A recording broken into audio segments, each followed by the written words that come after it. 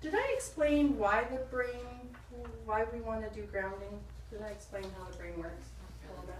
Let me take 2 seconds to do that, because I think that's important. I'm kind of a sciencey person, and so this information is kind of, but I'm not going to go all too science again. So, essentially, when you are in an anxiety state, you are in this part of the brain, which is called the brain stem.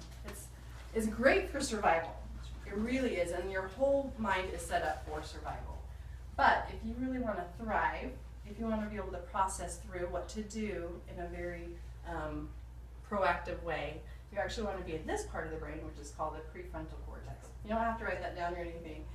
It's just, I would say it's the smart part of the brain where you can plan and organize and problem solve.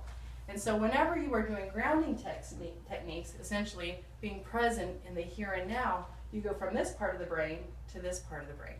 So for me, like when I was in college, I had some test anxiety. If you gave me a multiple choice test, even though I studied my guts out and I knew the information, I still would bomb the test because I would get in that moment and go, oh my gosh, I studied, but what if I can't remember? I'm going to fail this test, and then if I don't pass this test, then I'm going to fail the course, and then if I don't pass, and my mind would just spiral out of control, right? So for me, when I learned about deep breathing, it sounded so silly, so simplistic. There's no way it would work, but it actually worked for me. That's my preferred technique to get grounded, is deep breathing. And what I found is when I would take about 3 to 5 deep breaths when I was taking the test, all of a sudden I could start visualizing myself. Okay, I was in the family room when I studied about that chapter. I was sitting on the couch. I remember I was reading the page, and right here on that side of the page, I remember, okay, the general was called, and then I'd visualize what it looked like. And for me, that's what worked. Because I wasn't in this part of the brain, the freak out part of the brain, I was in this part of the brain where I was like, okay, let's get through this, I've got this. And so for me, the deep breaths really is a quick and instantaneous way that I can get grounded. And the deep breathing, I don't know how many of you have been taught how to deep breathe. Most of us adults do it wrong. We breathe through our chest. When we're babies, we actually breathe. If you hold a baby and look at them, they breathe through their tummy. Their tummy goes up and down, up and down. But as adults, we tend to breathe through our chest.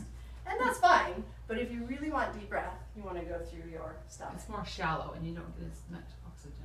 Yep. So I want everyone, take your hand, put it on your chest and your stomach, because we are active participants, right? And I want you to take a deep breath in, breathe in, and breathe out. Breathe in,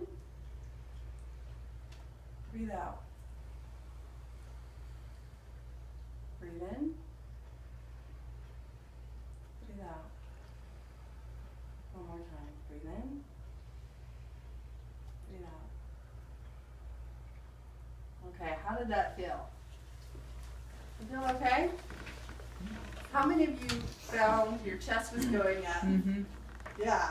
And then you're like, oh yeah, I'm not supposed to breathe through my chest. And then you push out your stomach and go, push it out. I tend to do that. And on my first breath, I typically go. And I'm like, oh yeah, I'm supposed to breathe through my... And then the second time, I'll get it right. And that's okay. It takes a while to reprogram your brain to breathe properly. Don't worry about it. Don't stress.